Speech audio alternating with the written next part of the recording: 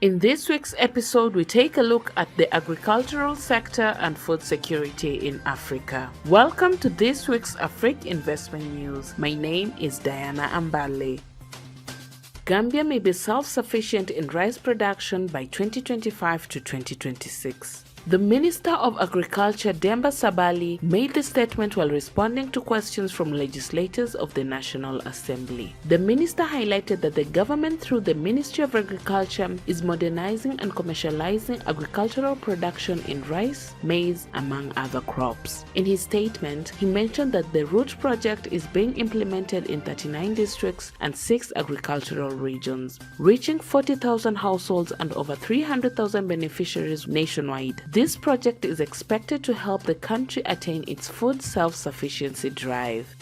Crickets, an answer to malnutrition in Kenya. Currently, 3.5 million children in Eastern Africa are suffering from malnutrition, and in Kenya, 3.4 million people are facing starvation as a result of prolonged drought early this year, which affected food production in the country. This is according to a report released by the World Vision Kenya.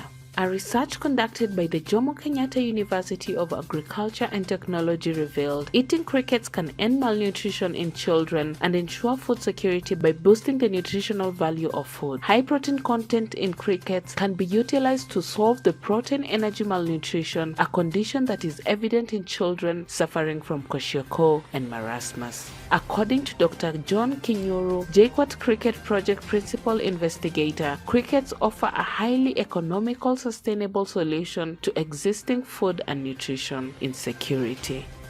Egypt launches a nitrogenous fertilizer complex. President Abdel Fattah inaugurated the complex, which includes 6 megafactories to produce nitrogenous fertilizers, including factories to produce ammonia 400,000 tons per year, liquid urea 300,000 tons per year, granulated urea 300,000 tons per year, nitric acid 165,000 tons a year, ammonium nitrate 200,000 tons per year, and calcium ammonium nitrate 300,000 tons per year. The factories of the complexes of El Nasser Company have a total production capacity of up to 1.7 million tons per year of phosphate, potassium, and nitrogen fertilizers, with surplus being exported to nearly 56 countries. This is according to official statements. During the inaugural ceremony, the president said it took the state 4 years to inaugurate the nitrogenous fertilizer complex.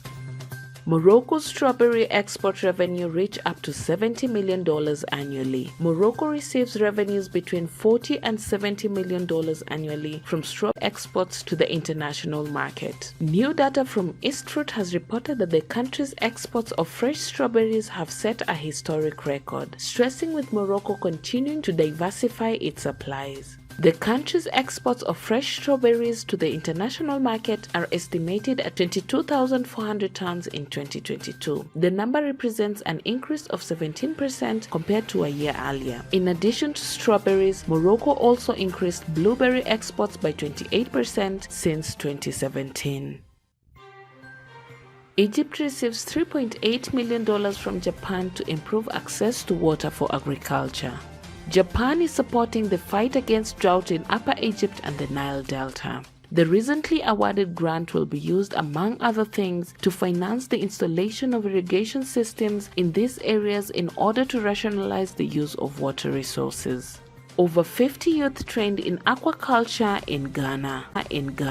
The more than 50 youth have been trained in fish farming in Ada by Fish Hub Ghana in collaboration with Wild Fish. The initiative, dubbed Promoting Sustainable Cage Aquaculture in West Africa, was supported by Ada Tilapia and Sports Festival team. The project was to empower and transform the livelihoods of smallholder farmers in West Africa through enhanced Sino-Afro application of knowledge, sustainable technologies, and expertise in cage aquaculture. That's it for today. Don't forget to like our videos, and for more of Africa's investment news, subscribe to our YouTube channel and click the notification bell. See you next